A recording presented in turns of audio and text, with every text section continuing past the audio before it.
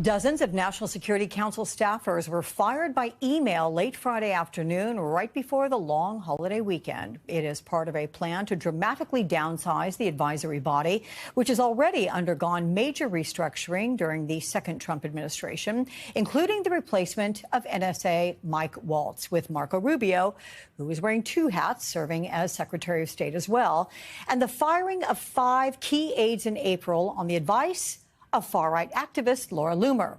Joining us now, NBC News senior correspondent covering national security and the military, Courtney Kube, and Washington Post national reporter and MSNBC contributor, Carol Leonnig. Good to see you both. So, Courtney, what is the latest at the NSC? And I'm curious, how is morale there in the council?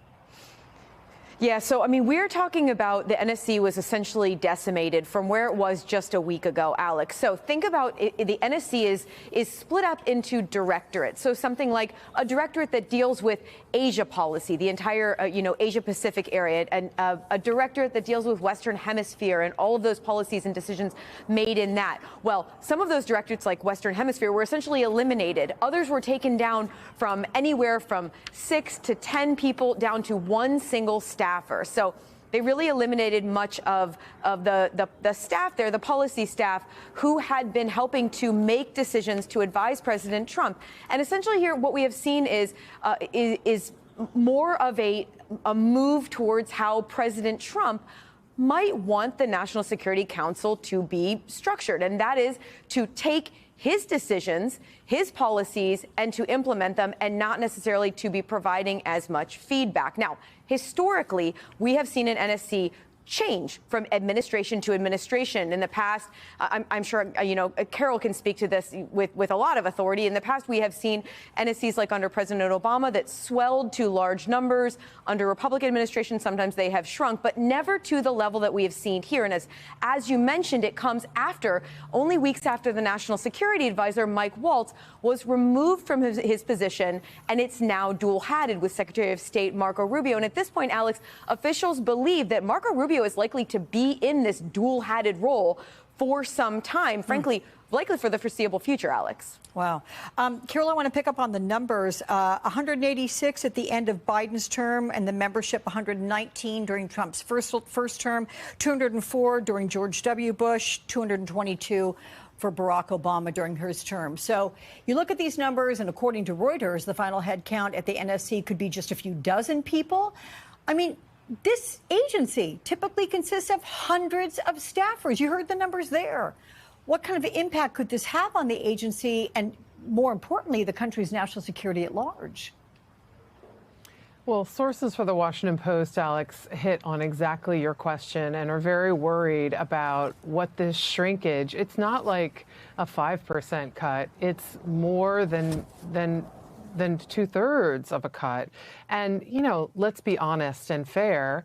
There are many people in the Obama administration who thought the National Security Council was a little unwieldy, a little too large, and we're trying to get it pared down to some extent because it had continued to sort of mushroom and sort of overfill its boundaries in terms of numbers. But the numbers don't need to go from 200 to 20.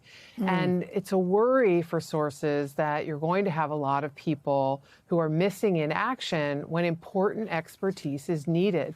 The president gets the best advice in the entire world. Of all the foreign leaders in the world, he gets the best advice. And part of the reason was this National Security Council, which was made up of, let's be clear about what they were, subject matter experts, just as Courtney was describing, in Russia, in Thailand, in Egypt, people who knew the ground, knew what was at stake, knew who to call to get an answer, knew which intelligence operative would be reliable, knew which, rebel forces were a danger in that country. All of this pretty important. One final thing I will add about this is, to Donald Trump, it doesn't matter too much about the numbers. What matters to him is limiting the sort of extra eyes and ears that are in the White House. Remember, he was furious with the National Security Council because he blamed it for overhearing his phone call with Volodymyr Zelensky, which led to his first impeachment hearing.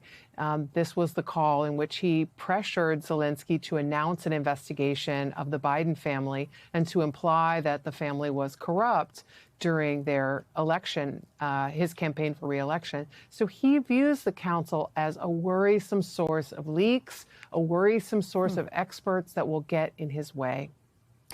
So, Courtney, you have what, 95 of the NSC staffers expected to be ousted. They are policy experts, to Carol's description there, other agencies. I'm presuming it sounds like, what, Pentagon, Intelligence, State Department.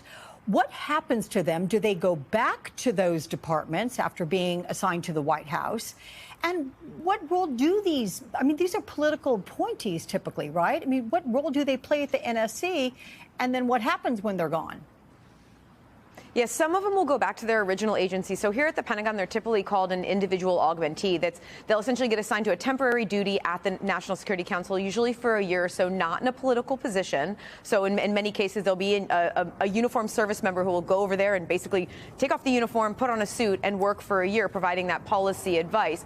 And most of the people, we are told, will go back to their original agency. Some will be absorbed into other roles still at the White House in some capacity, but I mean, the key here is they will not be providing that same level of expertise at the National Security Council. And I really can't emphasize enough about what Carol was saying, that these are individuals, you know, there is a process, and there are a lot of people who think it's too bureaucratic, it's too bloated, and President Trump is one of those. He believes that he has a decision. He wants the people around him, often a very small group of people, to take his position, his policy, and to implement it. And the more people around, the more possibility for leaks. So the way that an NSC would typically work in past administrations is there would be some sort of a decision they have to make. Let's say providing weapons for Ukraine, since, you know, Carol was just talking about Russia and Ukraine.